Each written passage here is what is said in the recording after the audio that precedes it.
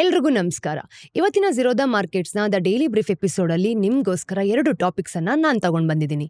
ಮೊದಲನೇದಾಗಿ, electric bus ಮೇಲೆ ಇಂಡಿಯಾದ ದೊಡ್ಡ ಬೆಟ್. ಪಾಲಿಸಿಗಳಿಂದ ಸ್ಪೀಡ್ ಆಗಿ ಬೆಳೆಯೋಕೆ ಸಾಧ್ಯನಾ? ಇದಾದ್ಮೇಲೆ ಮ್ಯೂಚುವಲ್ ಫಂಡ್ಗಳು ಇಂಡಿಯನ್ಸ್ ದುಡ್ಡು ಇನ್ವೆಸ್ಟ್ ಮಾಡೋ ರೀತಿ ಚೇಂಜ್ ಮಾಡ್ತಿದ್ಯಾ? ಈ 2 ಟಾಪಿಕ್ಸ್ ಬಗ್ಗೆ ಇವತ್ತಿನ ಎಪಿಸೋಡ್ ಅಲ್ಲಿ ಡಿಸ್ಕಸ್ ಮಾಡೋಣ. ಫೈನಾನ್ಷಿಯಲ್ ಮಾರ್ಕೆಟ್ಸ್ ಅಲ್ಲಿ ಆಗುವಂತಹ ದೊಡ್ಡ ದೊಡ್ಡ ಚೇಂಜಸ್ ಆಗಿರ್ಬೋದು ಮತ್ತೆ ಹಣಕಾಸಿನ ವಿಷಯವನ್ನ ತುಂಬಾ ಸಿಂಪ್ಲಿಫೈ ಮಾಡಿ ನಾನು ನಿಮ್ಗೆ ಅರ್ಥ ಮಾಡಿಸ್ತೀನಿ. ಇವತ್ತು 17th ಮಾರ್ಚ್ ಮಂಡೇ. ನಾನು ನಿಮ್ಮ ನಿರೂಪಕಿ ಚಂದನಾ ಗೌಡ. ನೀವು ನಮ್ಮ ಕಾರ್ಯಕ್ರಮವನ್ನ ಕೇಳಬೇಕು ಅಂತ ಅನ್ಕೊಂಡಿದ್ರೆ ಆಪಲ್ ಮತ್ತೆ ಸ್ಪಾಟಿಫೈ ಪಾಡ್ಕಾಸ್ಟ್ ಸಹ ಕೇಳಬಹುದು. ಒಂದ್ ವಿಷಯ ನೆನಪಿರ್ಲಿ, ಯಾವುದೇ ರೀತಿಯಾದಂತಹ ಸ್ಪ್ಯಾಮ್ ಮಾಡ್ತಿಲ್ಲ. ಪ್ರತಿಯೊಂದು ಲಿಂಕ್ ಸಹ ಕಮೆಂಟ್ ಸೆಕ್ಷನ್ ಅಲ್ಲಿ ಅವೈಲೇಬಲ್ ಇದೆ. ಬನ್ನಿ ಇವತ್ತಿನ ಅಪ್ಡೇಟ್ಸ್ ಅನ್ನ ಡೀಟೇಲ್ಡ್ ಆಗಿ ನೋಡ್ಕೊಂಬರೋಣ. ಭಾರತದಲ್ಲಿ ಎಲೆಕ್ಟ್ರಿಕ್ ಬಸ್ಗಳ ಬಗ್ಗೆ ಸೀರಿಯಸ್ ಆಗಿ ಮಾತಾಡ್ತಿದ್ದಾರೆ. ತುಂಬಾ ವರ್ಷದಿಂದ ಎಲೆಕ್ಟ್ರಿಕ್ ವೆಹಿಕಲ್ಸ್ EVs ಅಂತ ಏನ್ ಹೇಳ್ತೀವಿ ಗೊತ್ತಾ, ಇದ್ರ ಬಗ್ಗೆ ಕೇಳ್ಬರ್ತಾ ಇದೀವಿ. ಅದು ಈಗ ನಿಜವಾಗೋ ತರನೇ ಕಾಣ್ತಿದೆ. ನಿಮ್ಮ ಫ್ರೆಂಡ್ಸ್ ಇಂದ ಹಿಡಿದು ಸಂಬಂಧಿಕರವರೆಗೂ ಕೂಡ ಟೆಸ್ಲಾ, ಟಾಟಾ ನೆಕ್ಸನ್ ಮತ್ತೆ ಎಲೆಕ್ಟ್ರಿಕ್ ಸ್ಕೂಟರ್ ಬಗ್ಗೆ ಮಾತಾಡ್ತಿದ್ದಾರೆ ಅಲ್ವಾ? ಅಂದ್ರೆ ಒಂದು ದೊಡ್ಡ ಗ್ಯಾಪ್ ಇದೆ ಅಂತ. ಎಲ್ಲರೂ ಕೂಡ ವೆಹಿಕಲ್ ಎಲೆಕ್ಟ್ರಿಫಿಕೇಶನ್ ಬಗ್ಗೆ ಮಾತಾಡ್ತಾರೆ, ಆದ್ರೆ ಕಮರ್ಷಿಯಲ್ ವೆಹಿಕಲ್ಸ್ ಬಗ್ಗೆ ಮಾತಾಡೋದೇ ಇಲ್ಲ. ಟ್ರಕ್ಸ್ ಮತ್ತೆ ಬಸ್ಗಳು ಕೇವಲ 8% ವೆಹಿಕಲ್ಸ್ ಇದ್ರೂ ಕೂಡ 2 ಮತ್ತೆ 3 ಚಕ್ರದ ವಾಹನಗಳನ್ನ ಬಿಟ್ಟು ರಸ್ತೆ ಸಾರಿಗೆಯಿಂದ ಬರುವಂತ 35% CO2 ಎಮಿಷನ್ಗೆ ಕಾರಣವಾಗತ್ತೆ. ನಾವು ಎಮಿಷನ್ ಕಮ್ಮಿ ಮಾಡಬೇಕು ಅಂತಾನೆ ಸೀರಿಯಸ್ ಆಗಿದ್ರೆ ಬಸ್ಗಳು ಮತ್ತೆ ಟ್ರಕ್ಗಳನ್ನ ಬಿಟ್ಟು ಮಾತಾಡೋಕೆ ಆಗೋದೇ ಇಲ್ಲ.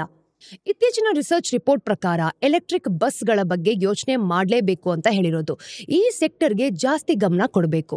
ನೋಡಿ, ನಾವು ಈ ಬಸ್ ಫ್ಲೀಟ್ ಜಾಸ್ತಿ ಮಾಡೋದಕ್ಕೆ ಚಾನ್ಸ್ ಇದೆ.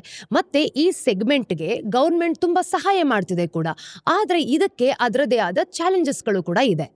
ನಾವು ಈ ಬಸ್ ಫ್ಲೀಟ್ನನ್ನ ಎಲೆಕ್ಟ್ರಿಫೈ ಮಾಡೋಕೆ ಸಾಧ್ಯನಾ? ಯಾರು ಲೀಡ್ ಮಾಡ್ತಾರೆ? ಮತ್ತೆ ನಾವು ಇಷ್ಟೊಂದು ಹಿಂದೆ ಯಾಕಿದೀವಿ? ನೋಡ್ಕೊಂಬರೋಣ ಬನ್ನಿ.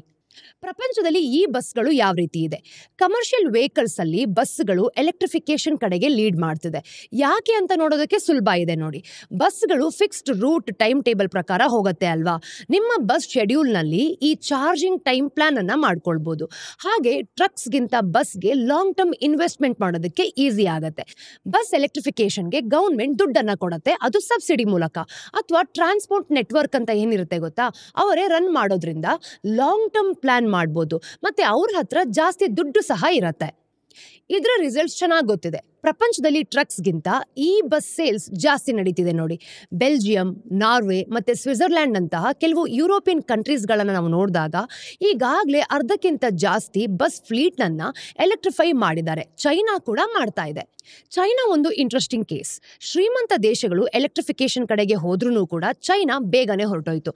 ಆರ್ಥಿಕವಾಗಿ ಬೆಳೆಯೋದಕ್ಕಿಂತ ಮುಂಚೆನೆ ಜಾಸ್ತಿ ಬಸ್ ಫ್ಲೀಟ್ನನ್ನ ಎಲೆಕ್ಟ್ರಿಫೈ ಮಾಡ್ತು. ತುಂಬಾ ವರ್ಷಗಳಿಂದ ನಾವು ನೋಡಿದಾಗ ಈ ಬಸ್ ಸೇಲ್ಸ್ ಅಂದ್ರೆ ಚೈನಾ ಅಷ್ಟೇ ಅದರಲ್ಲಿ ಇದ್ದಿದ್ದು. 2020ರಲ್ಲಿ ಗ್ಲೋಬಲ್ ಎಲೆಕ್ಟ್ರಿಕ್ ಬಸ್ ಸೇಲ್ಸ್ ಸುಮಾರು 90% ಅಷ್ಟು ಚೈನಾದಿಂದಲೇ ಬರ್ತಾ ಇದ್ದಿದ್ದು. ಆದ್ರೆ 2023ರಲ್ಲಿ ನಾವು ನೋಡಿದಾಗ ಅವ್ರ ಪಾಲು 60%ಗೆ ಇಳಿದೋಯ್ತು. ಬೇರೆಯವರು ಜಾಸ್ತಿ ಕಾಂಪೀಟ್ ಮಾಡಿದ್ರಿಂದ ಅಲ್ಲ, ಚೈನಾದಲ್ಲಿ ಡಿಮ್ಯಾಂಡ್ ಕಮ್ಮಿ ಆಗಿದ್ರಿಂದ. ಯಾಕೆ ಅಂದ್ರೆ ಅಲ್ಲಿ ಸಬ್ಸಿಡಿ ಕಟ್ ಮಾಡಿದ್ರು ಮತ್ತೆ ಆಗ್ಲೇ ಅವ್ರ ಹತ್ರ ತುಂಬಾ ಎಲೆಕ್ಟ್ರಿಕ್ ಫ್ಲೀಟ್ ಇತ್ತು. ಆದ್ರೆ ಇಲ್ಲೊಂದು ಟ್ವಿಸ್ಟ್ ಇದೆ. ಚೈನಾದಲ್ಲಿ ಮಾರ್ಕೆಟ್ ಸರಿ ಇಲ್ಲ ಅಂದ್ರೂ ಕೂಡ ಅವ್ರ ಹತ್ರ ತುಂಬಾ ಮ್ಯಾನುಫ್ಯಾಕ್ಚರಿಂಗ್ ಕೆಪಾಸಿಟಿ ಇತ್ತು. ಆ ಬಸ್ಗಳನ್ನೆಲ್ಲಾನು ಕೂಡ ಬೇರೆ ಕಡೆಗೆ ಮಾರಾಟ ಮಾಡ್ತಿದ್ರು. ಇನ್ನು ಚೈನಾದ BYD ಮತ್ತೆ ಯುಟಾಂಗ್ ಕಂಪನಿಗಳನ್ನ ನೋಡಿದಾಗ ಅವರ ಎಕ್ಸ್ಪೋರ್ಟ್ಸ್ ಜಾಸ್ತಿ ಮಾಡಿದ್ರಿಂದ ಲ್ಯಾಟಿನ್ ಅಮೆರಿಕದಲ್ಲಿ 85% ಮಾರ್ಕೆಟ್ ಶೇರ್ ಮತ್ತೆ ಯುರೋಪಿಯನ್ ಮಾರ್ಕೆಟ್ ಅಲ್ಲಿ 30% ಮಾರ್ಕೆಟ್ ಶೇರ್ ಆಗಿ ದುಡ್ಡು ಸಂಪಾದನೆ ಕೂಡ ಮಾಡ್ತಿದ್ರು. ಈ ಎಲ್ಲ ದೇಶಗಳು ಸರಿ, ಆದ್ರೆ ಇಂಡಿಯಾದ ಕತೆ ಏನು ನೋಡಿ. ಯುರೋಪ್ ಮತ್ತೆ ಲ್ಯಾಟಿನ್ ಅಮೆರಿಕಾ ತರ ಇಂಡಿಯಾ ಈ ಬಸ್ಗೋಸ್ಕರ ಬೇರೆ ದೇಶದ ಮೇಲೆ ಡಿಪೆಂಡ್ ಆಗಿಲ್ಲ. ನಮ್ಮ ಹತ್ರ ಇಲ್ಲಿ ಮ್ಯಾನುಫ್ಯಾಕ್ಚರಿಂಗ್ ಬೇಸ್ ಖಂಡಿತವಾಗ್ಲೂ ಇದೆ. ಕೇರಿಡ್ಜ್ ಪ್ರಕಾರ ಇದು ಇಂಡಿಯನ್ ಕಂಪನಿಗಳು ಟಾಟಾ ಮೋಟಾರ್ಸ್, ಒಲಾಕ್ಟ್ರಾ, JPM, PMI ಮತ್ತೆ ಸ್ವಿಚ್ ಮೊಬಿಲಿಟಿ 2024ನೇ ಫೈನಾನ್ಷಿಯಲ್ ಇಯರ್ ನಲ್ಲಿ 88% ಮಾರ್ಕೆಟ್ ಶೇರ್ ಅನ್ನ ಹೊಂದ್ಕೊಂಡಿದೆ. ಅವ್ರ ಹತ್ರ ವರ್ಷಕ್ಕೆ ನಾವು ನೋಡಿದಾಗ 40,500 ಈ ಬಸ್ಗಳು ತಯಾರಿಸುವಂತ ಕೆಪಾಸಿಟಿ ಇದೆ. ನಾವು ಆಪರೇಷನ್ ಮಾಡೋದಕ್ಕೆ ಸುಮಾರು 11,000 ಈ ಬಸ್ಗಳನ್ನ ಇಟ್ಕೊಂಡಿದೀವಿ. ಈ ನಂಬರ್ ಗ್ರಾಜುಲಿ ಚೇಂಜ್ ಆಗ್ತಾನೆ ಇದೆ. ಇತ್ತೀಚೆಗೆ ಸೇಲ್ಸ್ ಕೂಡ ಜಾಸ್ತಿ ಆಗಿರೋ ತರ ಕಾಣುತ್ತೆ. 2024ರಲ್ಲಿ ನಾವು ನೋಡಿದಾಗ 81% ಏರಿಕೆಯಾಗಿ 3,516 ಯೂನಿಟ್ ಸೇಲ್ಸ್ ಆಗಿದೆ. ಇನ್ನು 2027ನೇ ಫೈನಾನ್ಷಿಯಲ್ ಇಯರ್ ನಲ್ಲಿ ವಾರ್ಷಿಕವಾಗಿ ನಾವು ನೋಡಿದಾಗ 17,000 ಈ ಬಸ್ಗಳು ಸೇಲ್ ಆಗ್ಬೋದು ಅಂತ ಕೇರಿಡ್ಜ್ ಎಕ್ಸ್ಪೆಕ್ಟ್ ಮಾಡಿದೆ. ಇದು ಇಂಡಿಯಾದಲ್ಲಿ ಸೇಲ್ ಆಗೋ ಎಲ್ಲಾ ಬಸ್ಗಳಲ್ಲಿ ಸುಮಾರು 15%. ಡೊಮೆಸ್ಟಿಕ್ ಕೆಪಾಸಿಟಿ ಕೂಡ ಒಂದು ಬಾಟಲ್ ನೆಕ್ ಅಲ್ಲ. ಹಾಗಾದ್ರೆ ಪ್ರಾಬ್ಲಮ್ ಏನು? ಇಂಡಿಯಾದಲ್ಲಿ ಈ ಬಸ್ ಅಡಾಪ್ಷನ್ಗೆ ಅಡ್ಡಿ ಏನಂತ ನಾವಿಲ್ಲಿ ನೋಡೋಣ. ನಾವು ಇಂಡಿಯಾದಲ್ಲಿ ನೋಡಿದಾಗ ಜಾಸ್ತಿ ಬಸ್ ಡಿಮ್ಯಾಂಡ್ ಬರೋದು ಸ್ಟೇಟ್ ಟ್ರಾನ್ಸ್ಪೋರ್ಟ್ ಅಂಡರ್ಟೇಕಿಂಗ್ಸ್ ಅಂತ ಹೇಳ್ತೀವಿ. ಅವರು ಆರ್ಥಿಕವಾಗಿ ಸ್ಟ್ರಾಂಗ್ ಇರೋದಿಲ್ಲ. ಸರ್ಕಾರಿ ಕಂಪನಿಗಳಿಗೆ ಒಂದು ದೊಡ್ಡ ಸಮಸ್ಯೆ ಇದೆ. ಪಬ್ಲಿಕ್ ಸರ್ವಿಸ್ ಕೊಟ್ಟು ಆರ್ಥಿಕವಾಗಿ ಚೆನ್ನಾಗಿರೋದು ಕಷ್ಟ ಅಲ್ವಾ? ಈ ಎರಡೂ ಗೋಲ್ಸ್ ಒಂದಕ್ಕೊಂದು ವಿರೋಧವಾಗಿ ಇರುತ್ತೆ. ಎಲೆಕ್ಟ್ರಿಕ್ ಬಸ್ಗಳು ಲಾಂಗ್ ರನ್ ನಲ್ಲಿ ಎಕನಾಮಿಕ್ ಮತ್ತೆ ಅದರ ಟೋಟಲ್ ಕಾಸ್ಟ್ ಆಫ್ ಓನರ್ಶಿಪ್ ಅನ್ನ ನಾವು ನೋಡಿದಾಗ ಸಾಮಾನ್ಯವಾಗಿ ಡೀಸೆಲ್ ಬಸ್ಗಿಂತ ಕಮ್ಮಿ ಇರುತ್ತೆ ಅಲ್ವಾ? ಅಂದ್ರೆ ಇದನ್ನ TCO ಅಂತ ಕರಿತೀವಿ. ಒಂದು ಬಸ್ಸಿನ ಲೈಫ್ ಟೈಮ್ ನಲ್ಲಿ ಆಗುವಂತ ಖರ್ಚು. ಅದರಲ್ಲಿ ಪರ್ಚೇಸ್ ಪ್ರೈಸ್ ಆಗಿರ್ಬೋದು, ಎಲೆಕ್ಟ್ರಿಸಿಟಿ ಖರ್ಚು, ಮತ್ತೆ ಮೇಂಟೆನೆನ್ಸ್ಗಳು, ಮತ್ತೆ ಆಪರೇಷನ್ ಎಕ್ಸ್ಪೆನ್ಸಸ್ ಕೂಡ ಸೇರಿರುತ್ತೆ. ACE ಬಸ್ಗಳಿಂದ TCO ನಾವು ನೋಡಿದಾಗ 12 ವರ್ಷಗಳಲ್ಲಿ AC ಡೀಸೆಲ್ ಬಸ್ಗಳಿಂದ 15 to 20% ಕಡಿಮೆ ಇರುತ್ತೆ. ಆದ್ರಿಂದ ಈ ಬಸ್ಗಳು ತುಂಬಾ ಚೆನ್ನಾಗಿ ಕಾಣಿಸೋದು. ಆದ್ರೆ ನೀವು ಈ ಬೆನಿಫಿಟ್ ನ ಬಸ್ಸಿನ ಲೈಫ್ ಟೈಮ್ ನಲ್ಲಿ ಮಾತ್ರ ನೋಡೋಕ್ ಸಾಧ್ಯ. ಈಗ ಪರ್ಚೇಸ್ ಡಿಸಿಷನ್ ಅನ್ನ ತಗೊಂಡ್ರೆ ಲೆಕ್ಕಾಚಾರ ಅಷ್ಟು ಚೆನ್ನಾಗಿರಲ್ಲ ಅಲ್ವಾ? ಇಂಟರ್ನ್ಯಾಷನಲ್ ಎನರ್ಜಿ ಏಜೆನ್ಸಿ ಪ್ರಕಾರ ಈ ಬಸ್ಗೆ ಡೀಸೆಲ್ ಬಸ್ಗಿಂತ 30% ಇಂದ 70% ಜಾಸ್ತಿ ದುಡ್ಡು ಬೇಕಾಗತ್ತೆ. ಈ ಜಾಸ್ತಿ ಖರ್ಚು STU ನ ಬಡ್ಜೆಟ್ಗೆ ತಕ್ಷಣ ಹೊಡೆತ ಬೀಳತ್ತೆ. ಹಾಗೇನೆ STUಗಳು ಕೂಡ ಈ ಬಸ್ಗಳಿಗೆ ಇನ್ವೆಸ್ಟ್ ಮಾಡೋದಕ್ಕೆ ಹಿಂದೇಟ್ ಹಾಕ್ತಾರೆ. ಈ ಎಲ್ಲ ಫೈನಾನ್ಸಿಂಗ್ ಚಾಲೆಂಜಸ್ ಅನ್ನ ಗುರುತಿಸಿಕೊಂಡು ಸರ್ಕಾರ ಈ ಬಸ್ ಅಡಾಪ್ಷನ್ಗೆ ತುಂಬಾ ಹೆಲ್ಪ್ ಮಾಡ್ತಿದೆ. 2015ನೇ ಫೈನಾನ್ಷಿಯಲ್ ಇಯರ್ ನಿಂದ ಈಗಿನವರೆಗೂ ಕೂಡ ಸುಮಾರು ಸರ್ಕಾರ ಏನಿಲ್ಲ ಅಂದ್ರೂ ಕೂಡ 28,216 ಕೋಟಿಯನ್ನ ಬೇರೆ ಬೇರೆ ಸ್ಕೀಮ್ಸ್ಗೆನೆ ಕೊಟ್ಟಿದೆ. ಫೇಮ್ 1 ಪ್ರಕಾರ 425 ಈ ಬಸ್ಗಳಿಂದ 280 ಕೋಟಿ ಆಗಿದೆ. ಫೇಮ್ 2 ಪ್ರಕಾರ 6,862 ಈ ಬಸ್ಗಳಿಗೆ 3,435 ಕೋಟಿ. ಹಾಗೆ PM ಈ ಬಸ್ ಸೇವಾನ ನಾವು ನೋಡಿದ್ರೆ 10,000 ಈ ಬಸ್ಗಳನ್ನ ತಗೊಂಡ್ ಬರ್ಬೇಕು ಅಂತ 20,000 ಕೋಟಿಯನ್ನ ಗ್ರಾಂಟ್ ಮಾಡಿದೆ. ಅಂದ್ರೆ PM ಎಲೆಕ್ಟ್ರಿಕ್ ಡ್ರೈವ್ ರೆಸೊಲ್ಯೂಷನ್ ಇನ್ ಇನೋವೇಟಿವ್ ವೆಹಿಕಲ್ ಎನಾನ್ಸ್ಮೆಂಟ್ ಅಂತ ನಾವು ನೋಡಿದಾಗ ಈ ಡ್ರೈವ್ ಅಂತ ಏನ್ ಕರಿತೀವಿ, ಇದು 14,028 ಈ ಬಸ್ಗಳಿಗೆ ಅಂತಾನೆ 4,391 ಕೋಟಿಯನ್ನ ಕೊಡಲಾಗಿದೆ. ಸರ್ಕಾರ STUಗಳಿಗೆ ಸಬ್ಸಿಡಿ ಕೊಟ್ಟರೂ ಕೂಡ ಪಬ್ಲಿಕ್ ಟ್ರಾನ್ಸ್ಪೋರ್ಟೇಷನ್ ನಲ್ಲಿ ಎಲೆಕ್ಟ್ರಿಕ್ ಮೊಬಿಲಿಟಿ ಜಾಸ್ತಿ ಮಾಡೋದಕ್ಕೆ ಪ್ಲಾನ್ ನಡೆಸ್ತಾ ಇದೆ.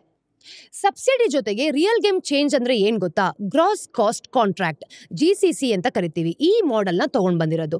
ಈ ಮಾಡೆಲ್ ನಲ್ಲಿ STUಗಳು ಬಸ್ಗಳನ್ನ ಕೊಂಡ್ಕೊಳ್ಳೋದಿಲ್ಲ. ಅದ್ರ ಬದಲು ಪ್ರೈವೇಟ್ ಆಪರೇಟರ್ಸ್ ಆಗಿರ್ಬೋದು ಅಥವಾ ಒರಿಜಿನಲ್ ಎಕ್ವಿಪ್ಮೆಂಟ್ ಮ್ಯಾನುಫ್ಯಾಕ್ಚರರ್ಸ್ ಲೀಸ್ ತಗೊಳ್ತಾರೆ. ಅವರ ಪರ್ಚೇಸ್ ನಿಂದ ಹಿಡಿದುಕೊಂಡು ಮೇಂಟೆನೆನ್ಸ್ ವರ್ಗೂನು ಕೂಡ ಎಲ್ಲವನ್ನ ಅವರೇ ನೋಡ್ಕೊಳ್ತಾರೆ. ಈ ಆಪರೇಟರ್ಸ್ಗೆ ಕಿಲೋಮೀಟರ್ಗೆ ದುಡ್ಡನ್ನ ಕೊಡಲಾಗತ್ತೆ. ಇದರಿಂದ STUಗಳ ಮೇಲೆ ಆರ್ಥಿಕ ಒತ್ತಡ ಸಹ ಸ್ವಲ್ಪ ಕಮ್ಮಿ ಆಗತ್ತೆ. ಆಪರೇಟರ್ಸ್ ಆಗಿರ್ಬೋದು ಮತ್ತೆ OEMಗಳು ಈ ತರ ಅಗ್ರಿಮೆಂಟ್ಗೆ ಬರೋದಕ್ಕೆ ಸ್ವಲ್ಪ ಹಿಂಜರಿತಿದ್ದಾರೆ. ಯಾಕೆ ಅಂದ್ರೆ STUಗಳು ಪೇಮೆಂಟ್ ಮಾಡದೇ ಇದ್ರೆ ಏನ್ ಮಾಡೋದು ಅಂತ ಅವ್ರಿಗೂ ಕೂಡ ಭಯ ಇರುತ್ತೆ ಅಲ್ವಾ? ಈ ಎಲ್ಲ ತೊಂದರೆಗಳನ್ನ ಕಮ್ಮಿ ಮಾಡಬೇಕು ಅಂತಾನೆ ಸರ್ಕಾರ ಪೇಮೆಂಟ್ ಸೆಕ್ಯೂರಿಟಿ ಮೆಕ್ಯಾನಿಸಮ್ ಅದನ್ನ ತಗೊಂಡ್ ಬಂದಿದೆ. ಈ ಮೆಕ್ಯಾನಿಸಮ್ ಪ್ರಕಾರ STU ಪೇಮೆಂಟ್ ಲೇಟ್ ಆದ್ರೂ ಕೂಡ ಪೇಮೆಂಟ್ ಆಗೋ ತರ ಮಾಡ್ತಾರೆ. ಈ ಸ್ಕೀಮ್ಗೆ STU ಸೈನ್ ಮಾಡಿದ್ರೆ ಆಪರೇಟರ್ಸ್ಗೆ ಸರಿಯಾದ ಸಮಯದಲ್ಲಿ ದುಡ್ಡು ಸಿಗುತ್ತೆ. ಏನೇ ಆದ್ರೂ ಕೂಡ ತೊಂದರೆ ಆಗೋದಿಲ್ಲ. ಒಂದ್ ಪಕ್ಷ STU ಪೇಮೆಂಟ್ ಮಾಡದೇ ಇದ್ರೆ ಆಪರೇಟರ್ಸ್ ಕನ್ವರ್ಜೆನ್ಸ್ ಎನರ್ಜಿ ಸರ್ವಿಸಸ್ ಲಿಮಿಟೆಡ್ಗೆ ಕೇಳ್ಬೋದು. ಅದು ಒಂದು ಸರ್ಕಾರದ ಸಂಸ್ಥೆ, ಅದು ಅವ್ರಿಗೆ ದುಡ್ಡು ಕೊಡತ್ತೆ. ಅದಾದ್ಮೇಲೆ STU CESLಗೆ ದುಡ್ಡು ಕೊಡಬೇಕು. ಇಲ್ಲಿ ಒಂದು ಇಂಟ್ರೆಸ್ಟಿಂಗ್ ವಿಷಯ ಏನ್ ಗೊತ್ತಾ? STU CESLಗೆ ದುಡ್ಡು ಕೊಡದೇ ಇದ್ರೆ RBI ಡೈರೆಕ್ಟ್ ಆಗಿ ಸ್ಟೇಟ್ ಗೌರ್ಮೆಂಟ್ ಅಕೌಂಟ್ ಇಂದ ದುಡ್ಡು ತಗೊಳ್ಬಹುದು. STU ಈ ಸ್ಕೀಮ್ಗೆ ಸೈನ್ ಮಾಡಿದ್ರೆ ಸುಲಭವಾಗಿ ಪೇಮೆಂಟ್ ತಪ್ಪಿಸೋದಕ್ಕೆ ಆಗೋದೇ ಇಲ್ಲ. ಇದರಿಂದ ಪಬ್ಲಿಕ್ STUಗಳಿಂದ ಬರೋ ಡಿಮ್ಯಾಂಡ್ ಗ್ಯಾರಂಟಿ ಆಗುತ್ತೆ. ಯಾಕೆಂದ್ರೆ ಮಾರ್ಕೆಟ್ ಡೈನಮಿಕ್ಸ್ ಜೊತೆಗೆ ಸರ್ಕಾರ ಸಪೋರ್ಟ್ ಕೂಡ ಕೊಡ್ತಾ ಇರೋದ್ರಿಂದ ಪ್ರೈವೇಟ್ ಕಂಪನಿಗಳು ಈ ಬಸ್ಗಳನ್ನ ತಗೊಂಡ್ ಬಂದು ಸರ್ಕಾರಕ್ಕೆ ಬಾಡಿಗೆ ಕೊಡಬಹುದು. ಇದರಿಂದ ಹೊಸ ಡಿಮ್ಯಾಂಡ್ ಕ್ರಿಯೇಟ್ ಆಗತ್ತೆ ಮತ್ತೆ STUಗಳ ಮೇಲಿನ ಒಂದು ಒತ್ತಡ ಸಹ ಕಮ್ಮಿ ಆಗತ್ತೆ. ಹಾಗಿದ್ರೆ ಮುಂದೆ ದಾರಿ ಏನು? ಈ ಬಸ್ ಫ್ಲೀಟ್ ಗಳನ್ನ ಎಲೆಕ್ಟ್ರಿಫೈ ಮಾಡೋದ್ರಿಂದ ಆರ್ಥಿಕವಾಗಿ ನಾವು ನೋಡಿದಾಗ ನಮ್ಮ ಪರಿಸರಕ್ಕೂ ಕೂಡ ತುಂಬಾ ಒಳ್ಳೇದು. ಆದ್ರೆ ಇದು ತಾನಾಗೆ ಆಗೋದಿಲ್ಲ. ಬಸ್ಗಳಿಗೆ ತುಂಬಾ ದೊಡ್ಡ ಇನ್ವೆಸ್ಟ್ ಅನ್ನ ಮಾಡಬೇಕು. ಮತ್ತೆ ಇಂಡಿಯಾದಂತ ಬಡ ದೇಶಗಳಲ್ಲಿ ಈ ದುಡ್ಡು ಸಂಪಾದನೆ ಮಾಡೋದು ಸ್ವಲ್ಪ ಕಷ್ಟ ಅಲ್ವಾ? ಅದರಲ್ಲೂ ಜಾಸ್ತಿ ಬಸ್ ಟ್ರಾನ್ಸ್ಪೋರ್ಟ್ ಏನಿರುತ್ತೆ ಅದು ಸರ್ಕಾರದ ಸಾಮ್ಯದಲ್ಲಿದೆ. ಅದಕ್ಕೆ ಸರ್ಕಾರ ಸಹ ಹೆಲ್ಪ್ ಮಾಡ್ತಿದೆ. ಚೈನಾದಲ್ಲಿ ನಾವು ನೋಡಿದಾಗ ಎಲೆಕ್ಟ್ರಿಕ್ ಬಸ್ಗಳನ್ನ ಜಾಸ್ತಿ ಯೂಸ್ ಮಾಡೋದಕ್ಕೆ ಸರ್ಕಾರ ಬೇಕಾದಷ್ಟು ಸಪೋರ್ಟ್ ಮಾಡೋದಂತ ಒಂದು ಪಾಲಿಸಿನ ತಗೊಂಡ್ ಬಂದಿದೆ. ಅದೇ ತರ ಇಂಡಿಯಾದಲ್ಲೂ ಕೂಡ ಆಕ್ಟಿವ್ ಆಗಿ ಗವರ್ಮೆಂಟ್ ಪ್ರಯತ್ನವನ್ನ ಮಾಡ್ತಿದೆ ಅಂತಾನೆ ಹೇಳ್ಬೋದು. ಚೈನಾದಲ್ಲಿ ಅದು ಸಕ್ಸಸ್ ಆಯ್ತು. ಈಗ ಅದು ಎಲೆಕ್ಟ್ರಿಕ್ ಬಸ್ಗಳನ್ನ ಯೂಸ್ ಮಾಡೋದ್ರಲ್ಲಿ ಗ್ಲೋಬಲ್ ಸ್ಟೋರಿ ಆಗಿದೆ. ಮತ್ತೆ ಬೇರೆ ಸೆಗ್ಮೆಂಟ್ಗೂ ಕೂಡ ಶಿಫ್ಟ್ ಆಗ್ತಾ ಇದೆ ಅಂತ ಹೇಳ್ಬೋದು. ಇಂಡಿಯಾ ಈಗಷ್ಟೇ ಅದ್ರ ಬಗ್ಗೆ ಬರ್ತಾ ಇದೆ. ಈ ಪಾಲಿಸಿ ಸಪೋರ್ಟ್ ನಿಂದ ಇಂಡಿಯಾ ಚೈನಾ ತರ ಸಕ್ಸಸ್ ಸಕ್ಸಸ್ ಆಗುತ್ತಾ ಅಥವಾ ಬೇರೆ ತೊಂದರೆಗಳು ಬರುತ್ತಾ ಅನ್ನೋದನ್ನ ನಾವು ಕಾದು ನೋಡ್ಬೇಕಾಗತ್ತೆ. ಈಗ ಮುಂದಿನ ಸ್ಟೋರಿಯಲ್ಲಿ ಭಾರತದ ಮ್ಯೂಚುವಲ್ ಫಂಡ್ ಜರ್ನಿ ಏನು ಅಂತ ಅರ್ಥ ಮಾಡ್ಕೊಳ್ಳೋಣ. ಕ್ರಿಸಿಲ್ ಮತ್ತೆ AMFI ಇತ್ತೀಚೆಗೆ ಮ್ಯೂಚುವಲ್ ಫಂಡ್ ಬಿಸ್ನೆಸ್ ಹೇಗಿದೆ ಅಂತ ಒಂದು ರಿಪೋರ್ಟ್ ಅನ್ನ ಬಿಡುಗಡೆ ಮಾಡಿದ್ದಾರೆ. ಝೀರೋದಾದಲ್ಲಿ ನಾವೆಲ್ಲನೂ ಕೂಡ ಇದ್ರ ಬಗ್ಗೆ ತಲೆ ಕೆಡಿಸ್ಕೊಳ್ತಿದ್ದೀವಿ. ನೋಡಿ, ಇದೇ ಅಲ್ವಾ ಬ್ರೆಡ್ ಅಂಡ್ ಬಟರ್. ಆದ್ರೆ ಇದು ಬರೀ ಬ್ರೋಕರ್ಗೆ ಇಂಪಾರ್ಟೆಂಟ್ ಅಲ್ಲ. ಇಂಡಿಯಾದ ಕ್ಯಾಪಿಟಲ್ ಮಾರ್ಕೆಟ್ಸ್ ಕಳೆದ ಕೆಲವು ವರ್ಷಗಳಿಂದ ನಾವು ನೋಡಿದಾಗ ತುಂಬಾನೇ ಚೇಂಜ್ ಆಗಿದೆ. ನಾವು ಆ ಸ್ಟೋರಿಯಲ್ಲೇ ಒಂದು ಸಣ್ಣ ಭಾಗವನ್ನ ನಿಮ್ಗೆ ತಗೊಂಡ್ ಬಂದು ತೋರಿಸ್ತಾ ಇದ್ದೀವಿ. ನಮ್ಮ ದೇಶದಲ್ಲಿ ಕ್ಯಾಪಿಟಲ್ ಮಾರ್ಕೆಟ್ಸ್ ಅನ್ನ ನಾವು ನೋಡಿದಾಗ ಲಾಂಗ್ ಟರ್ಮ್ ವೆಲ್ತ್ ಕ್ರಿಯೇಟ್ ಮಾಡೋದಕ್ಕೆ ಒಳ್ಳೆ ಜಾಗ ಅಂತ ಗುರುತಿಸ್ಕೊಟ್ಟಿದ್ದಾರೆ. ಈ ರಿಪೋರ್ಟ್ ನಿಂದ ನಮ್ಗೆ ಏನ್ ಗೊತ್ತಾಗುತ್ತೆ ಅಂತಂದ್ರೆ, ಇಂಡಿಯಾ ಇನ್ವೆಸ್ಟಿಂಗ್ ಕಲ್ಚರ್ ಆಗಿ ಬೆಳೀತಾ ಇದೆ. ಮೊದಲಿಗಿಂತ ಈಗ ಜಾಸ್ತಿ ಇಂಡಿಯನ್ಸ್ ಇನ್ವೆಸ್ಟ್ ಮಾಡ್ತಿದ್ದಾರೆ ಅಂತ. ಹಾಗೇನೆ ಕ್ಯಾಪಿಟಲ್ ಮಾರ್ಕೆಟ್ಸ್ಗೆ ಜಾಸ್ತಿ ದುಡ್ಡನ್ನ ಹಾಕ್ತಿದ್ದಾರೆ. ನಮ್ಮ ಒಂದು ಇನ್ವೆಸ್ಟಿಂಗ್ ಬೇಸ್ ಕೂಡ ಬೆಳೀತಾ ಇದೆ, ಮತ್ತೆ ಸ್ಟ್ರಾಂಗ್ ಆಗ್ತಿದೆ ಕೂಡ. ಇಂಡಿಯನ್ಸ್ ಹೇಗೆ ಇನ್ವೆಸ್ಟ್ ಮಾಡಬೇಕು ಅಂತ ಡಿಸಿಪ್ಲಿನ್ ಅನ್ನ ಕಲ್ತ್ಕೊಂಡಿದ್ದಾರೆ. ಇವತ್ತು ಈ ವಿಷಯದ ಬಗ್ಗೆ ನಾವು ಮಾತಾಡೋಣ. ಈ ಡೇಟನ ನಾವು ನೋಡಿದಾಗ ಮಾರ್ಚ್ 2024 ಮುಗಿಯತ್ತೆ ಅಲ್ವಾ. ಅವಾಗ ಇಂಡಿಯನ್ ಮಾರ್ಕೆಟ್ ಚೆನ್ನಾಗಿತ್ತು, ಮತ್ತೆ ತುಂಬಾ ಜನ ದುಡ್ಡು ಹಾಕೋದಕ್ಕೆ ಕಾಯ್ತಿದ್ರು. ಈಗ ಮಾರ್ಕೆಟ್ ಸ್ವಲ್ಪ ಸರಿ ಇಲ್ಲ. ಇಂಡಿಯನ್ ಮ್ಯೂಚುವಲ್ ಫಂಡ್ ನಾವು ನೋಡಿದಾಗ ಅದ್ಭುತವಾದ ಬೆಳವಣಿಗೆ ಆಗಿದೆ. ಕಳೆದ 2 ದಶಕಗಳಲ್ಲಿ ಇಂಡಿಯನ್ ಮ್ಯೂಚುವಲ್ ಫಂಡ್ ಇಂಡಸ್ಟ್ರಿ ಬೆಳೆದಿದೆ ಅಂತ ರಿಪೋರ್ಟ್ ಹೇಳುತ್ತೆ. ಇದು ಬೆಳೆದಿದೆ ಅಂದ್ರೆ ಯಾರಿಗೆ ಆಶ್ಚರ್ಯ ಆಗಲ್ಲ. 10 ವರ್ಷದ ಹಿಂದೆ ಮ್ಯೂಚುವಲ್ ಫಂಡ್ ಒಂದು ಸಣ್ಣ ಫೈನಾನ್ಷಿಯಲ್ ಮಾರ್ಕೆಟ್ ಆಗಿತ್ತು. ಮ್ಯೂಚುವಲ್ ಫಂಡ್ ಸರಿ ಇದೆಯಾ ಅಥವಾ ಇಲ್ವಾ, ಏನ್ ಮಾಡಬೇಕು ಅಂತ ಯಾರಿಗೂ ಕೂಡ ಗೊತ್ತಾಗ್ತಿರ್ಲಿಲ್ಲ. ಆದ್ರೆ ಇವತ್ತು ಅದು ದೊಡ್ಡ ಶಕ್ತಿಯಾಗಿ ಬೆಳೆದಿದೆ. 2024ರಲ್ಲಿ ಇಂಡಿಯನ್ ಮ್ಯೂಚುವಲ್ ಫಂಡ್ ಮ್ಯಾನೇಜ್ ಮಾಡೋ ದುಡ್ಡು 2008ಕ್ಕಿಂತ 9 ಪಟ್ಟು ಜಾಸ್ತಿ ಆಗಿದೆ. ಸದ್ಯಕ್ಕೆ ನಾವು ನೋಡಿದಾಗ 53.40 lakhs crore ಇದೆ. ಅಂದ್ರೆ 2008ರಲ್ಲಿ ಇದು ಕೇವಲ 5.89 lakhs crore ಇತ್ತು. ಇದು ನಂಬೋಕ್ ಸಾಧ್ಯ ಇಲ್ಲ ಅಲ್ವಾ. ಮ್ಯೂಚುವಲ್ ಫಂಡ್ ಇಂಡಿಯಾದ ಎಕನಾಮಿಗೆ ಬೇಕಾದಷ್ಟು ಮುಖ್ಯ ಆಗಿದೆ. 2024ನೇ ಫೈನಾನ್ಷಿಯಲ್ ಇಯರ್ ಅಲ್ಲಿ ನಾವು ನೋಡಿದಾಗ ಮ್ಯೂಚುವಲ್ ಫಂಡ್ ಇನ್ವೆಸ್ಟ್ಮೆಂಟ್ ಇಂಡಿಯಾದ GDPಯ 18.2% ಇತ್ತು. ಅಂದ್ರೆ ಇಂಡಿಯಾದಲ್ಲಿ ₹100 ಬೆಲೆ ಬಾಳೋ ವಸ್ತುಗಳು ತಯಾರಾದ್ರೆ ₹18 ಮ್ಯೂಚುವಲ್ ಫಂಡ್ ನಲ್ಲಿ ಇನ್ವೆಸ್ಟ್ ಮಾಡ್ತಿದ್ದಾರೆ. ಇಷ್ಟೆಲ್ಲ ಆಗ್ತಿರೋದಕ್ಕೆ ಒಂದು ದೊಡ್ಡ ಕಾರಣ ಇದೆ. ಇಂಡಿಯನ್ಸ್ ಈಕ್ವಿಟಿ ಮ್ಯೂಚುವಲ್ ಫಂಡ್ಸ್ ಅನ್ನ ಜಾಸ್ತಿ ನಂಬ್ತಿದ್ದಾರೆ. ಈಕ್ವಿಟಿ ಫಂಡ್ಸ್ ಈಗ ಮ್ಯೂಚುವಲ್ ಫಂಡ್ ಅಸೆಟ್ ಅಲ್ಲಿ ನಾವು ನೋಡಿದಾಗ 44% ಮ್ಯಾನೇಜ್ ಮಾಡ್ತಿದೆ. ಇದು ಕೋವಿಡ್ ಆದ್ಮೇಲೆ ಜಾಸ್ತಿ ಆಗಿದೆ ಅಂತಾನೆ ಹೇಳ್ಬೋದು. 2019ರಲ್ಲಿ ಈಕ್ವಿಟಿ ಕೇವಲ 30% ಇತ್ತು. ಇಂಡಿಯನ್ ಇನ್ವೆಸ್ಟರ್ಸ್ ದುಡ್ಡು ಸಂಪಾದನೆ ಮಾಡೋದಕ್ಕೆ ಸ್ಟಾಕ್ ಮಾರ್ಕೆಟ್ಸ್ ಅನ್ನೇ ನಂಬ್ತಾರೆ. ಆದ್ರೆ ಈಗ ಮಾರ್ಕೆಟ್ ಸರಿ ಇಲ್ಲ. ಇದು ಜನರ ಪ್ರೆಫರೆನ್ಸಸ್ ಅನ್ನ ಹೇಗೆ ಬದಲಿಸುತ್ತೋ ಖಂಡಿತವಾಗ್ಲೂ ಗೊತ್ತಿಲ್ಲ. ಇಂಡಿಯನ್ಸ್ ಒಂದು ಇಂಟ್ರೆಸ್ಟಿಂಗ್ ಕಲ್ಚರ್ ಬೆಳೆಸ್ತಿದ್ದಾರೆ. ನೋಡಿ, ರಿಟೇಲ್ ಇನ್ವೆಸ್ಟರ್ಸ್ ಅನ್ನ ನಾವು ನೋಡಿದಾಗ ಈ ಅದ್ಭುತ ಬೆಳವಣಿಗೆಗೆ ಒಂದು ದೊಡ್ಡ ಕಾರಣ ಇದೆ. 2019ರಿಂದ 2024ರವರೆಗೆ ರಿಟೇಲ್ ಇನ್ವೆಸ್ಟರ್ಸ್ ಇಂಡಸ್ಟ್ರಿಯ AUM ಅಸೆಟ್ ಅಂಡರ್ ಮ್ಯಾನೇಜ್ಮೆಂಟ್ ಅಂತ ಕರಿತೀವಿ, ಇದರಲ್ಲಿ ಜಾಸ್ತಿ ಮಾಡಿದ್ದಾರೆ. ಅಂದ್ರೆ 19.8% ಇಂದ 27.9%ಗೆ ಏರಿಕೆ ಆಗಿದೆ ಅಂತ. ತುಂಬಾ ಜನ ಮ್ಯೂಚುವಲ್ ಫಂಡ್ಸ್ಗೆ ಬರ್ತಿರೋದು. ಇದಕ್ಕೆ ಮುಖ್ಯವಾದ ಕಾರಣ ಏನ್ ಗೊತ್ತಾ, ನಮ್ಮ ಇಂಡಿಯಾದಲ್ಲಿ ಇನ್ವೆಸ್ಟರ್ಸ್ ಡಬಲ್ ಆಗಿರೋದು. ಇಂಡಿಯನ್ಸ್ ಜಾಸ್ತಿ ಇನ್ವೆಸ್ಟ್ ಮಾಡ್ತಿದ್ದಾರೆ ಅಂತಂದ್ರೆ ನಮ್ಗೆ ಆಶ್ಚರ್ಯ ಆಗಲ್ಲ. ಅಂದ್ರೆ ನಂಬರ್ ನೋಡಿದ್ರೆ ಖಂಡಿತವಾಗ್ಲೂ ಆಶ್ಚರ್ಯ ಆಗತ್ತೆ. ಇನ್ವೆಸ್ಟಿಂಗ್ ಇಂಡಿಯಾದಲ್ಲಿ ಹರಿದಾಡ್ತಿದೆ. ಇಂಡಿಯಾದಲ್ಲಿ ನಾವು ನೋಡಿದಾಗ ಜಾಸ್ತಿ ಇನ್ವೆಸ್ಟಿಂಗ್ ಟಾಪ್ 30 ಸಿಟಿಗಳಲ್ಲಿ ಆಗ್ತಾ ಇದೆ. ಆದ್ರೆ ಕಳೆದ 5 ವರ್ಷಗಳಿಂದ ಬೇರೆ ಬೇರೆ ಸಿಟಿಗಳು ಕೂಡ ಜಾಸ್ತಿ ಇನ್ವೆಸ್ಟ್ ಮಾಡ್ತಿದ್ದಾರೆ ಅಂತಾನೆ ಹೇಳ್ಬೋದು. ಇಂಡಿಯಾದ ಟಾಪ್ 100 ಸಿಟೀಸ್ ನ ಹೊರಗಡೆ ಇರೋ ಜನ ಜಾಸ್ತಿ ಇನ್ವೆಸ್ಟ್ ಮಾಡ್ತಿದ್ದಾರೆ. ಫಾರಿನ್ ಇನ್ವೆಸ್ಟರ್ಸ್ ಶೇರ್ ಕಮ್ಮಿ ಆದ್ರೂ ಕೂಡ ಡೊಮೆಸ್ಟಿಕ್ ಮ್ಯೂಚುವಲ್ ಫಂಡ್ಸ್ ಲಿಸ್ಟೆಡ್ ಕಂಪನಿಗಳನ್ನ ಖರೀದಿಸ್ತಿದ್ದಾರೆ. ಹೆಂಗಸರು ಮೊದಲಿಗಿಂತ ಜಾಸ್ತಿ ಇನ್ವೆಸ್ಟ್ ಮಾಡ್ತಿರೋದು ಇಲ್ಲಿನ ಎಕ್ಸ್ ಫ್ಯಾಕ್ಟರ್. ನೋಡಿ, ಇನ್ವೆಸ್ಟಿಂಗ್ ಇಂಡಿಯನ್ ಕಲ್ಚರ್ಗೆ ಬೆರೀತಿದ್ದಂಗೆ ಮಾರ್ಕೆಟ್ ಇಂದ ದೂರ ಇರೋರು ಕೂಡ ಹತ್ರ ಬರ್ತಿದ್ದಾರೆ. ಫಾರ್ ಎಕ್ಸಾಂಪಲ್, ನಮ್ ಹೆಂಗಸರೇ ಕಳೆದ 5 ವರ್ಷಗಳಲ್ಲಿ ನಾವು ನೋಡಿದಾಗ ಹೆಂಗಸರು ಇನ್ವೆಸ್ಟ್ ಮಾಡೋ ದುಡ್ಡು ಡಬಲ್ ಆಗಿದೆ. ಮಾರ್ಚ್ 2019ರಲ್ಲಿ 4.59 lakhs crore ಇತ್ತು. ಈಗ 11.25 lakhs crore ಆಗಿದೆ. ಅಂದ್ರೆ ಮ್ಯೂಚುವಲ್ ಫಂಡ್ ನಲ್ಲಿರೋ ಈ ಇಂಡಿವಿಜುವಲ್ ಇನ್ವೆಸ್ಟರ್ಸ್ ದುಡ್ಡಲ್ಲಿ 1/3 ಭಾಗ ಹೆಂಗಸರೇ. ಇಂಡಿಯಾದಲ್ಲಿ ಇಂಡಿವಿಜುವಲ್ ಇನ್ವೆಸ್ಟರ್ಸ್ ನಲ್ಲಿ ಹೆಂಗಸರು ಸುಮಾರು 1/4 ಭಾಗ ಇದ್ದಾರೆ. ನೋಡಿ, ಅವರ ಹೈ ಇನ್ವೆಸ್ಟ್ಮೆಂಟ್ ಶೇರ್ ನಾವು ನೋಡಿದ್ವಿ ಅಂತಂದ್ರೆ ಗಂಡಸರಿಗಿಂತ ಹೆಂಗಸರು ಮ್ಯೂಚುವಲ್ ಫಂಡ್ಸ್ ನಲ್ಲಿ ಜಾಸ್ತಿ ದುಡ್ಡನ್ನ ಹಾಕೋದಕ್ಕೆ ಇಷ್ಟಪಡ್ತಾರೆ. ಈ ಗ್ಯಾಪ್ ಬೆಳೀತಿದ್ದ ಹಾಗೆ ಕಳೆದ 5 ವರ್ಷಗಳಲ್ಲಿ ಹೆಂಗಸರು ಗಂಡಸರಿಗಿಂತ ಜಾಸ್ತಿ ದುಡ್ಡನ್ನ ಇನ್ವೆಸ್ಟ್ ಮಾಡಿದ್ದಾರೆ. ಫಿಸ್ಕಲ್ 2019ರಲ್ಲಿ ನಾವು ನೋಡಿದಾಗ ಮತ್ತೆ 2024ರ ನಡುವೆ ಆವರೇಜ್ ಫೋಲಿಯೋ ಸೈಜ್ ಕೂಡ 23% ಬೆಳೆದಿದೆ. ಅಂದ್ರೆ ಗಂಡಸರಲ್ಲಿ ಕೇವಲ 5% ಮಾತ್ರ ಇಲ್ಲಿರೋದು. ಹಾಗೇನೆ ಯಾರೆಲ್ಲ ಇನ್ವೆಸ್ಟರ್ಸ್ ಇರ್ತಾರೆ ಗೊತ್ತಾ, ಅವರ ಡಿಸಿಪ್ಲಿನ್ ಏರಿಕೆ ಆಗಿರೋದು. ಇದು ಇಂಡಿಯಾದಲ್ಲಿ ಇನ್ವೆಸ್ಟರ್ಸ್ ಜಾಸ್ತಿ ಆಗ್ತಿದ್ದಾರೆ ಅನ್ನೋದಕ್ಕೆ ಸ್ಟೋರಿ ಮಾತ್ರ ಅಲ್ಲ, ನಾವು ಹೇಗೆ ಇನ್ವೆಸ್ಟ್ ಮಾಡ್ತಿದೀವಿ ಅನ್ನೋದು ಕೂಡ ಚೇಂಜ್ ಆಗ್ತಿದೆ ಅಂತ ಹೇಳ್ಬೋದು. ಇಂಡಿಯನ್ ಮಾರ್ಕೆಟ್ಸ್ ಹೇಗಿದೆ ಅಂತ ಚರ್ಚೆ ಮಾಡಿದ್ರು ಕೂಡ ನಾವು ಬೆಳೀತಿದ್ದೀವಿ ಅನ್ನೋ ಒಂದು ಸೂಚನೆ ಕೂಡ ತೋರಿಸ್ತಿದೆ ಅಲ್ವಾ. ಡೆವಲಪ್ಡ್ ಫೈನಾನ್ಷಿಯಲ್ ಮಾರ್ಕೆಟ್ ತರ ಇನ್ವೆಸ್ಟ್ ಮಾಡ್ತಿದ್ದೀವಿ ಅನ್ನೋದು ಇಲ್ಲೇ ಒಂದು ಎಕ್ಸಾಂಪಲ್ ಆಗಿದೆ. ಇದು ಕೆಲವೊಂದು ವಿಷಯಗಳಿಂದ ಗೊತ್ತಾಗುತ್ತೆ. SIP ಯೂಸ್ ಮಾಡೋ ಜನ, ಪ್ಯಾಸಿವ್ ಫಂಡ್ ಮಾಡೋ ಜನ ಮತ್ತು ಕಷ್ಟದ ಟೈಮ್ನಲ್ಲೂ ಕೂಡ ಹೋಲ್ಡ್ ಮಾಡೋ ಜನ ಜಾಸ್ತಿ ಆಗಿದ್ದಾರೆ. ಬೇಸಿಕ್ಲಿ ಜನರಿಗೆ SIP ಇಷ್ಟ ಆಗ್ತಿದೆ. SIPನ ನಾವು ಸಿಸ್ಟಮೆಟಿಕ್ ಇನ್ವೆಸ್ಟ್ಮೆಂಟ್ ಪ್ಲಾನ್ಸ್ ಅಂತ ಕರಿತೀವಿ. ಇಂಡಿಯಾದಲ್ಲಿ ಫೇಮಸ್ ಆಗಿರೋದು. ಕಳೆದ 5 ವರ್ಷಗಳಲ್ಲಿ ನಾವು ನೋಡಿದಾಗ SIP ಅಸೆಟ್ಸ್ ಅಂಡರ್ ಮ್ಯಾನೇಜ್ಮೆಂಟ್ 4 ಪಟ್ಟು ಜಾಸ್ತಿ ಆಗಿದೆ. ಮಾರ್ಚ್ 2019ರಲ್ಲಿ ನಾವು ನೋಡಿದಾಗ 2.66 ಲ್ಯಾಕ್ಸ್ ಕ್ರೋರ್ ಇತ್ತು. ಹಾಗೆಯೇ ಮಾರ್ಚ್ 2024ಕ್ಕೆ 10.62 ಲ್ಯಾಕ್ಸ್ ಕ್ರೋರ್ ಆಗಿದೆ. ಹಾಗೆಯೇ ತುಂಬಾ ಜನ ಡಿಸಿಪ್ಲಿನ್ ಆಗಿ ಇಲ್ಲಿ ಅಂದ್ರೆ SIPಯಲ್ಲಿ ಇನ್ವೆಸ್ಟ್ ಮಾಡ್ತಿದ್ದಾರೆ. ತಿಂಗಳಿಗೆ SIP ಕಾಂಟ್ರಿಬ್ಯೂಷನ್ ಜಾಸ್ತಿ ಆಗ್ತಿರೋದ್ರಿಂದ ಇದು ಸಾಧ್ಯವಾಗಿರೋದು. 2016ರಿಂದ 6 ಪಟ್ಟು ಜಾಸ್ತಿಯಾಗಿ ಮಾರ್ಚ್ 2024ಕ್ಕೆ ಏನಿಲ್ಲ ಅಂದ್ರೂ ಕೂಡ 3,122 ಕೋಟಿಯಿಂದ 19,270 ಕೋಟಿಗೆ ಜಾಸ್ತಿ ಆಗಿರೋದು. ಕೋವಿಡ್ ಆದ್ಮೇಲೆ ಇದು ಗ್ರಾಜ್ಯುಲಿ ಇನ್ಕ್ರೀಸ್ ಆಗಿದೆ ನೋಡಿ. ಟಿಪಿಕಲಿ ನಮ್ಮ ದೇಶದ ಜನರು ಜಾಸ್ತಿ ಧೈರ್ಯನ ತೋರಿಸ್ತಿದ್ದಾರೆ. ಮಾರ್ಕೆಟ್ ಡೌನ್ ಆದ್ರೂ ಕೂಡ ಮ್ಯೂಚುವಲ್ ಫಂಡಿಗೆ ದುಡ್ಡು ಬರೋದು ಕಮ್ಮಿ ಆಗ್ತಿಲ್ಲ. ತುಂಬಾ ಜನ ಈ ಟೈಮ್ನಲ್ಲಿ ಜಾಸ್ತಿ ಇನ್ವೆಸ್ಟ್ ಮಾಡ್ತಾರೆ. ಮಾರ್ಚ್ 2008ರಲ್ಲಿ ನಾವು ನೋಡಿದಾಗ ಮಾರ್ಕೆಟ್ 9.3% ಡೌನ್ ಆದಾಗ ಈಕ್ವಿಟಿ ಫಂಡ್ಗೆ ದುಡ್ಡು ಬರೋದು 10.3% ಕಮ್ಮಿ ಆಯಿತು. ಮಾರ್ಚ್ 2020ರಲ್ಲಿ ಮಾರ್ಕೆಟ್ 23% ಡೌನ್ ಆದಾಗ ಈಕ್ವಿಟಿ ಮ್ಯೂಚುವಲ್ ಫಂಡ್ಗೆ ದುಡ್ಡು ಬರೋದು 8.6% ಜಾಸ್ತಿ ಆಯಿತು. ಜನರು SIPನ ಸ್ಟಾರ್ಟ್ ಮಾಡೋದಲ್ಲ, ಅದನ್ನ ಹೋಲ್ಡ್ ಮಾಡೋದು ಕೂಡ ಮಾಡ್ತಾ ಇದ್ದಾರೆ. ಅಂದ್ರೆ SIP ಇನ್ವೆಸ್ಟ್ಮೆಂಟ್ಸ್ ಏನಿದೆ ಅಲ್ವಾ, ಇದು 5 ವರ್ಷಕ್ಕಿಂತ ಜಾಸ್ತಿ ಇಟ್ಕೊಂಡಿರೋದು ಕಳೆದ 5 ವರ್ಷಗಳಲ್ಲಿ ಡಬಲ್ ಆಗಿದೆ. ಹಾಗೆಯೇ 2019ರಲ್ಲಿ ನಾವು ನೋಡಿದಾಗ 12% ಇದ್ದದ್ದು 2024ರಲ್ಲಿ 21% ಆಗಿದೆ. ತುಂಬಾ ಜನ ಲಾಂಗ್ ಟರ್ಮ್ ವೆಲ್ತ್ ಕ್ರಿಯೇಷನ್ಗೆ ರೆಡಿ ಆಗಿರೋದು. ಪ್ಯಾಸಿವ್ ಇನ್ವೆಸ್ಟಿಂಗ್ ಜಾಸ್ತಿ ಆಗಿದೆ ನೋಡಿ. US ತರ ಇಂಡಿಯಾದಲ್ಲೂ ಕೂಡ ಈಗ ಜನ ಪ್ಯಾಸಿವ್ ಫಂಡ್ ನಲ್ಲಿ ಜಾಸ್ತಿ ದುಡ್ಡನ್ನ ಹಾಕ್ತಿದ್ದಾರೆ. ಆಕ್ಟಿವ್ ಮ್ಯಾನೇಜ್ಮೆಂಟ್ ಅನ್ನ ಬಿಟ್ಟು 2019ರಿಂದ 2024ರ ನಡುವೆ ಪ್ಯಾಸಿವ್ ಫಂಡ್ ಅಸೆಟ್ಸ್ ಅನ್ನ ನಾವು ನೋಡಿದಾಗ 6 ಪಟ್ಟು ಜಾಸ್ತಿ ಆಗಿರೋದು. ಬೇಸಿಕಲಿ ಪ್ಯಾಸಿವ್ ಫಂಡ್ ನ AUM 44% CAGR ನಲ್ಲಿ ಬೆಳೆದಿದೆ. ದುಡ್ಡನ್ನ ಡೈರೆಕ್ಟ್ ಆಗಿ ಮತ್ತೆ ಕಮ್ಮಿ ರೇಟ್ ನಲ್ಲಿ ಇನ್ವೆಸ್ಟ್ ಮಾಡಬಹುದು ಅಂತ ಜನರಿಗೂ ಸಹ ಗೊತ್ತಾಗಿದೆ.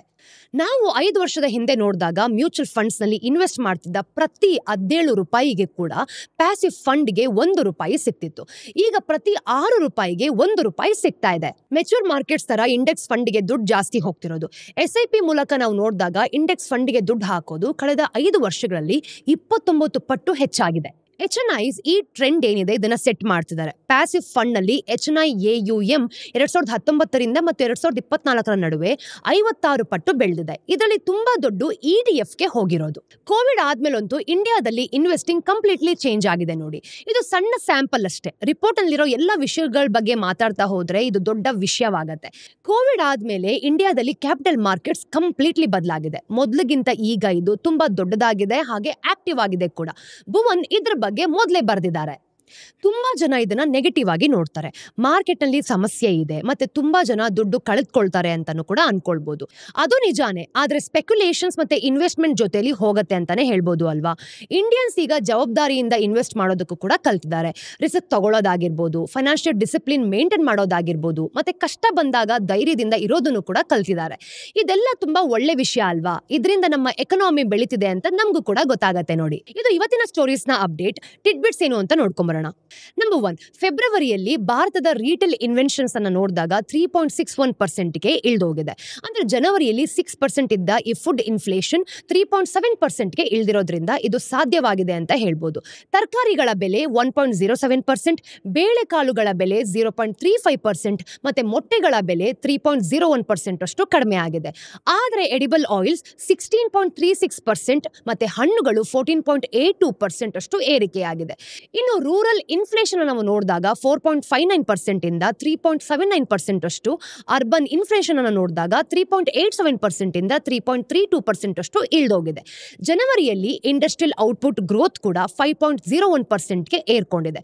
ಮ್ಯಾನುಫ್ಯಾಕ್ಚರಿಂಗ್ ಅಲ್ಲಿ ನಾವು ನೋಡಿದಾಗ 5.5%ಗೆ ಏರಿಕೆಯಾಗಿರೋದು. ಇನ್ನು ಕ್ಯಾಪಿಟಲ್ ಗೂಡ್ಸ್ ಮತ್ತೆ ಕನ್ಸ್ಯೂಮರ್ ಡ್ಯೂರೇಬಲ್ಸ್ ಗಳಲ್ಲೂ ಕೂಡ ಗ್ರೋತ್ 7.8% ಮತ್ತೆ 7.2%ಗೆ ಇಳಿದೋಗಿದೆ. ನಂಬರ್ 2, ಉತ್ತರ ಪ್ರದೇಶದಲ್ಲಿ ಸಕ್ಕರೆ ಉತ್ಪಾದನೆ ಕಡಿಮೆ ಆದ ಕಾರಣ ಭಾರತದ 2024 ಹಾಗೂ 25ನೇ ಸಾಲಿನ ಈ ಸಕ್ಕರೆ ಉತ್ಪಾದನೆಯನ್ನ 27.2 ಮಿಲಿಯನ್ ಟನ್ಗಳಿಂದ 26.4 ಮಿಲಿಯನ್ ಟನ್ಗಳಿಗೆ ಇಳಿಸಲಾಗಿದೆ ಅಂತ ಹೇಳ್ತಿದ್ದಾರೆ. ಆದ್ರೆ 8 ಮಿಲಿಯನ್ ಟನ್ ಓಪನಿಂಗ್ ಸ್ಟಾಕ್ ಮತ್ತೆ 5.4 ಮಿಲಿಯನ್ ಟನ್ ಕ್ಲೋಸಿಂಗ್ ಸ್ಟಾಕ್ ಇರೋದ್ರಿಂದ 4.5 ಮಿಲಿಯನ್ ಟನ್ ಬಫರ್ಗೆ ಜಾಸ್ತಿ ಆಗಿದೆ. ಯಾವುದೇ ಸರಬರಾಜು ಕೊರತೆ ಇರೋದಿಲ್ಲ. ಹಾಗೆ ಎಥನಾಲ್ ಉತ್ಪಾದನೆ ಆಗಿರ್ಬೋದು, ಇದು 3.6 3.7 ಮಿಲಿಯನ್ ಟನ್ಗಳಿಗಿಂತ 3.5 ಮಿಲಿಯನ್ ಟನ್ಗಳಿಗೆ ಬದಲಾಗಿದೆ. ರೀಟೇಲ್ ಸಕ್ಕರೆ ಬೆಲೆನ ನಾವು ನೋಡಿದಾಗ ಕ್ರಮೇಣ ಏರಿಕೆ ಏನೋ ಆಗಿದೆ. 2024 ಹಾಗೂ 25ರ ಆವರೇಜ್ ಬೆಲೆನ ನಾವು ನೋಡಿದಾಗ 44.87 ರುಪೀಸ್ ಪರ್ ಕೆಜಿ ಆಗಿದೆ. ಅಂದರೆ 2022 ಹಾಗೂ 23ರಲ್ಲಿ 42.24 ರುಪೀಸ್ ಪರ್ ಕೆಜಿ ಇತ್ತು. ಕೊನೆಯ ಟಿಡ್ಬಿಟ್, ಭಾರತ ಮತ್ತು ಮಾರಿಷಿಯಸ್ ವ್ಯಾಪಾರ ನಾವು ನೋಡಿದಾಗ ಸಾಗರ ಭದ್ರತೆ ಮತ್ತು ಹಣಕಾಸು ಸಹಯೋಗಗಳನ್ನು ಬಲಪಡಿಸಬೇಕು ಅಂತ 8 ಅಗ್ರಿಮೆಂಟ್ಗಳಿಗೆ ಸಹಿ ಹಾಕಿದೆ. US$ ಮೇಲಿನ ಅವಲಂಬನೆಯನ್ನು ಕಡಿಮೆ ಮಾಡಬೇಕು, ರಾಷ್ಟ್ರೀಯ ಕರೆನ್ಸಿಗಳಲ್ಲಿ ಗಡಿಯಾಚೆಗಿನ ವಹಿವಾಟು ನಡೆಸಬೇಕು ಮತ್ತು ಪ್ರಾದೇಶಿಕ ಭದ್ರತೆಯನ್ನು ಹೆಚ್ಚಿಸಬೇಕು ಅಂತ ಈ ಒಂದು ಒಪ್ಪಂದವನ್ನು ಮಾಡಿಕೊಳ್ಳಲಾಗಿದೆ. ಮಾರಿಷಿಯಸ್ ರಾಷ್ಟ್ರೀಯ ದಿನಾಚರಣೆಗಳಲ್ಲಿ ಮುಖ್ಯ ಅತಿಥಿಯಾಗಿ ಭಾಗವಹಿಸಿದ ಪ್ರಧಾನಮಂತ್ರಿ ಮೋದಿ ಅಂದರೆ 2015ರಲ್ಲಿ ಪರಿಚಯಿಸಲಾದ ಈ ಸಾಗರ್ ಪಾಲಿಸಿಯನ್ನ ಮತ್ತಷ್ಟು ಹೆಚ್ಚಿಸಬೇಕು, ಅಂದ್ರೆ Mahasagar mutual and holistic advancement for security and growth across regions ಅಂತ ಹೇಳ್ತೀವಿ. ಈ ಯೋಜನೆಯನ್ನ ಪ್ರಾರಂಭಿಸಿದ್ದಾರೆ. ಸ್ನೇಹಿತರೆ, ಇದು ಇವತ್ತಿನ ಝೀರೋದ ಮಾರ್ಕೆಟ್ಸ್ನ ದ ಡೈಲಿ ಬ್ರೀಫ್ನ ಅಪ್ಡೇಟ್. ನಿಮ್ಮೆಲ್ರಿಗೂ ಸಹ ವಿಡಿಯೋ ಇಷ್ಟ ಆಗಿದೆ ಅಂತ ಅನ್ಕೊಂಡಿದ್ದೀನಿ. ನೀವೇನಾದ್ರೂ ನಮ್ಮ ಚಾನಲ್ಗೆ ಫಸ್ಟ್ ಟೈಮ್ ಬರ್ತಿದ್ದೀರಾ ಅಂತಂದ್ರೆ ಬೆಲ್ ಐಕಾನ್ ಪ್ರೆಸ್ ಮಾಡೋದನ್ನ ಮರಿಬೇಡಿ, ಸೊ ದಟ್ ನೀವು ಯಾವ ವಿಡಿಯೋಸ್ನು ಕೂಡ ಮಿಸ್ ಮಾಡ್ಕೊಳ್ಳೋದಿಲ್ಲ. ಮತ್ತಷ್ಟು ಅಪ್ಡೇಟ್ಸ್ ಒಂದಿಗೆ ನಾನು ನಿಮಗೆ ಮುಂದಿನ ವಿಡಿಯೋಲಿ ಸಿಗ್ತೀನಿ. ಅಲ್ಲಿ ತನಕ ಟೇಕ್ ಕೇರ್.